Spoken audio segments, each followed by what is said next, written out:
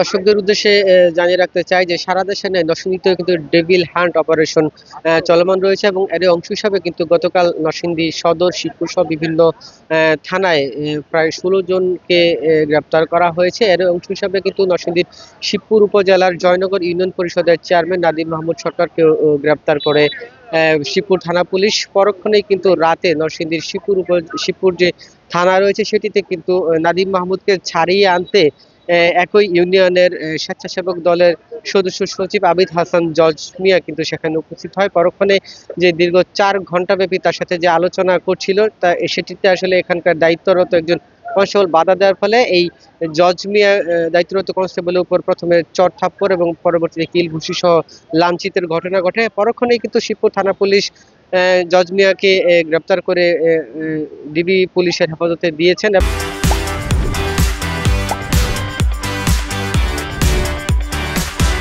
এবং শিবপুর উপজেলার ভারপ্রাপ্ত কর্মকর্তা আফজাল হোসেন বিষয়টি নিশ্চিত করে জানিয়েছেন যে সারা দেশে নয় শিবপুরেও ডেভিল হান্ট অপারেশন চলমান রয়েছে। এর প্রেক্ষিতে যে সকল আসামিদের গ্রেপ্তার করেছে তাদের ছাড়িয়ে নিতে বেশ কয়েকটা তদবির আসছে। এর মধ্যে কিন্তু নাদিম মাহমুদ সরকারকে ছাড়িয়ে নিতে একই ইউনিয়নের অর্থাৎ জয়নগর ইউনিয়নের স্বেচ্ছাসেবক দলের সদস্য সচিব কিন্তু সেখানে উপস্থিত হয়ে তাকে ছাড়িয়ে নেওয়ার বিষয়ে আসলে তদবির করেছে। সেটি আসলে পুলিশ কর্ণপাত না করে আলোচনা করছিল তারা দুজন।